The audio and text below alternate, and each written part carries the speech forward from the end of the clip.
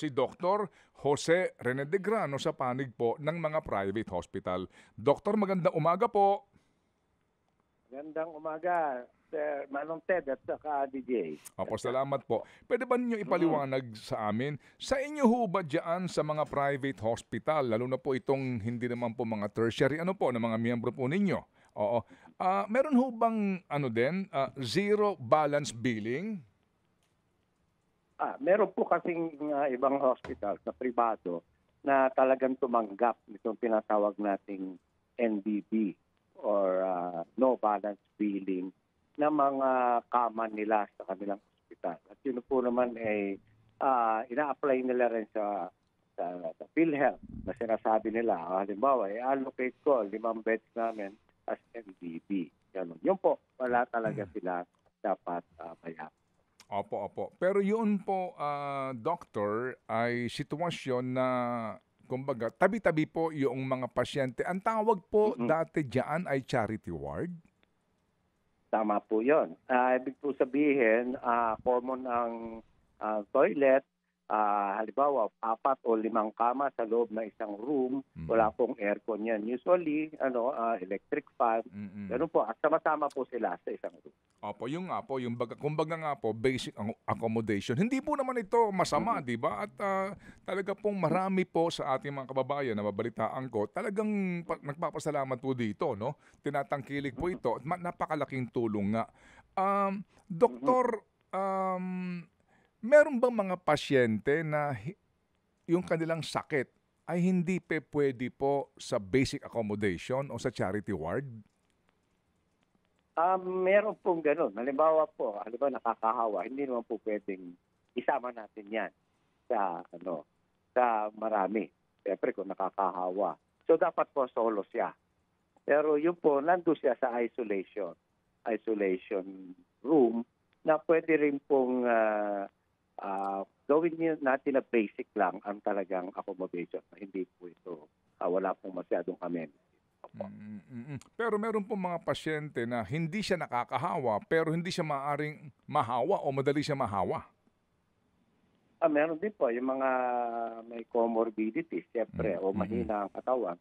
Pero hindi naman po yan pagsasama-samahin. Kung talagang ganon, hindi po ganon. Yun naman po yung pinaghihiwalay nila. Opo. Pero paano po kapag yung pasyente, ay mag-option ng semi-private? O kaya naman po ay private room kasi halimbawa, kidney transplant patient. Yung bang kidney transplant patient pwede mong isama sa ward kahit na yung, di ba? Paano po?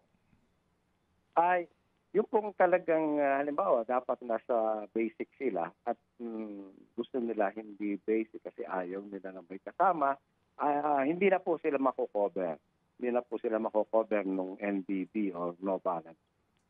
Pero ito pong iba pa kasing kaso po itong transplant kasi ngayon po meron na tayong binibigay na na bagong benepisyo para dun sa mga transplant. At yun po covered lahat yun.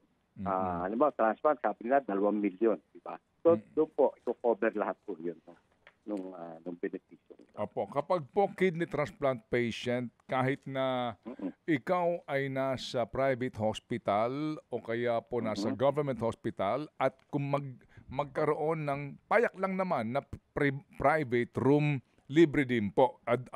Hanggang 2 million po ang limit. Opo, ibabase po nila yon doon sa 2 million halimbawa at talagang limit.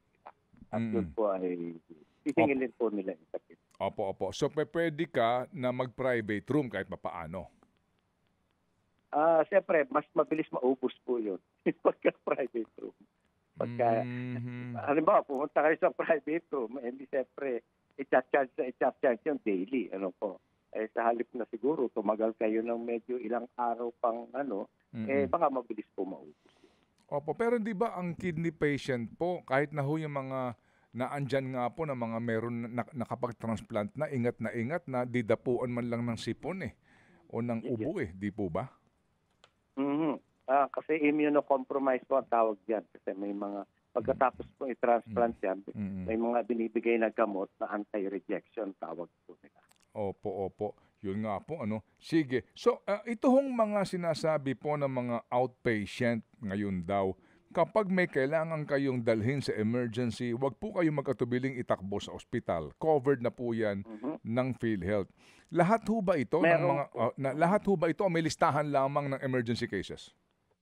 Meron po silang lista yan, pero karamihan po naman yan, especially kung emergency, yun po tinatawag nating OECP or yung Patient Emergency Case Benefit. Opo.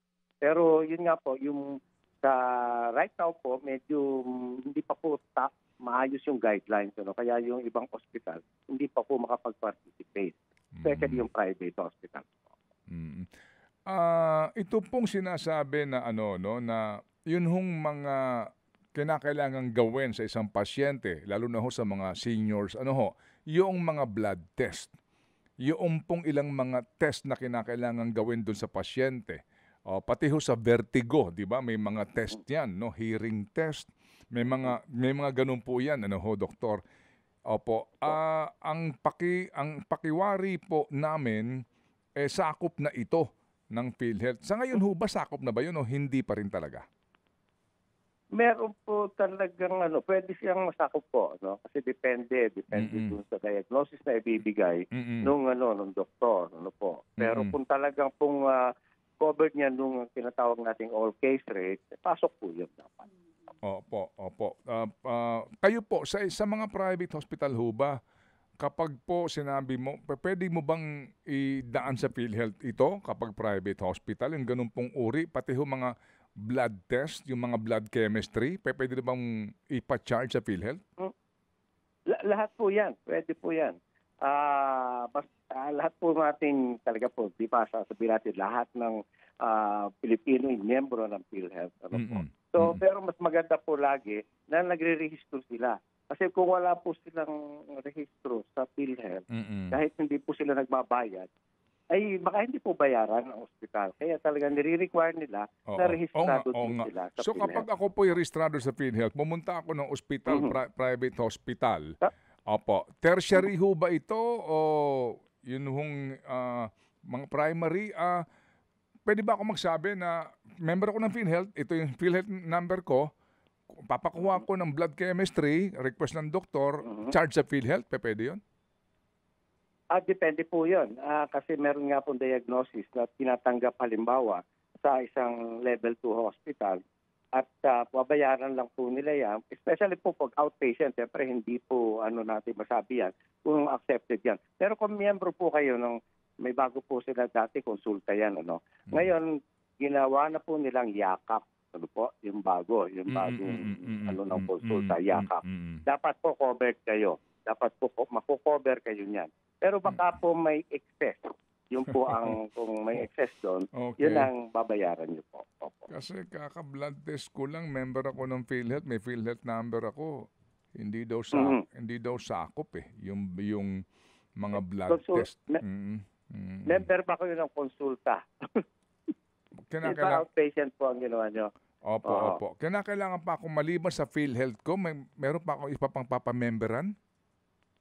Yung pong tinatawag nating konsulta, ngayon yakap na po yun, ang tawag nila, yakap. Magre-rehistro lang po kayo. Opo. And then, sabihin nyo, gagamitin ko yung aking privilege na yon. At yun po, meron pong libre doon, konsulta libre, yung consultation libre, libre yung ibang laboratories, etc. Yun po. So magpapa-member din ako doon, dapat doon. So ano pang silbi ko na pagiging PhilHealth member kung kinakailangan pa may isa pang membership? Hindi po, yan po sa outpatient. Iba po yung mas mabilis po kasi na pagkaganyan. Hindi naman kayo taga-PhilHealth eh. Opo, sige. Okay, anyway. Ito na lang po huli. Usually po sa barangay yan, kayo nire-rehistro. Yung halimbawa yung barangay na malapit sa yung hospital na malapit sa barangay nyo, usually doon po kayo nakarehistro. Ito po ang tinatawag natin na primary health care.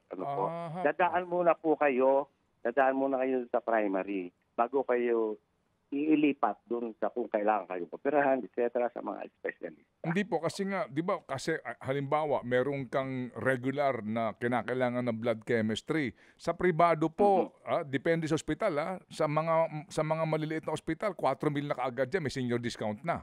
Di ba? Sa ibang ospital, Mhm. umaabot ng 13 milyan. Ano ho? Opo. So, sa, Oo, sa, sa, tama po ganun, yun. sa ganun po na blood test, oo, kung ako ay senior at member ng PhilHealth mismo, may number ka na, member ka na, tapos dadaan pa ako sa barangay ko?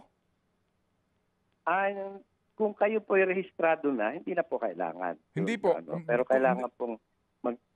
Oo. Di ba, kasi hindi naman kayo taga PhilHealth, ano po, naguguluhan na Oo kasi nga ako. eh. Anyway, ito po, ito ho last, Magulo ito. din pa ro talaga pa ngayon yun eh. Yung tinatawag nating konsulta at yakap. Okay, Bigla nagkaroon ng transition. Opo. Sige po. Ito pong PWD, opo, Mhm. kapag daw ho therapy tsaka rehabilitasyon, pwede na hong ma-avail yung PhilHealth.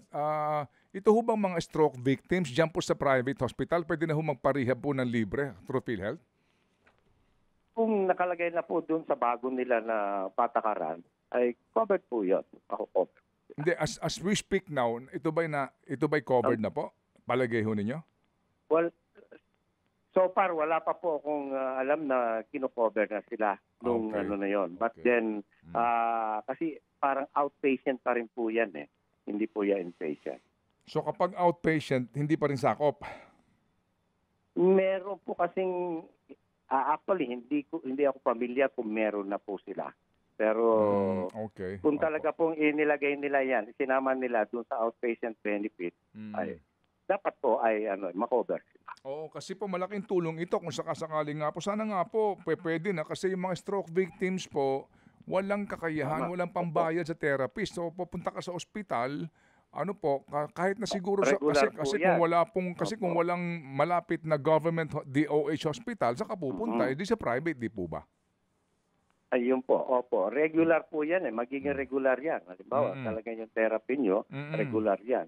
So, kung sinasabi po ng PhilHealth na i-cover nila, i-cover po yan ng mga ospital. O sige po, hayaan nyo. Sorry po, kayo ang naistorbo namin, ano po, sa isyong ito, doktor. Kasi yung taga PhilHealth daw po, no problem po. nasa abroad yata ang kanila po, nasa travel daw po yung kanilang presidente. Kayo na po ang aming inistorbo. Salamat po, Dr. Degrano. Salamat din po, Manong Ted. Opo, thank you. FM.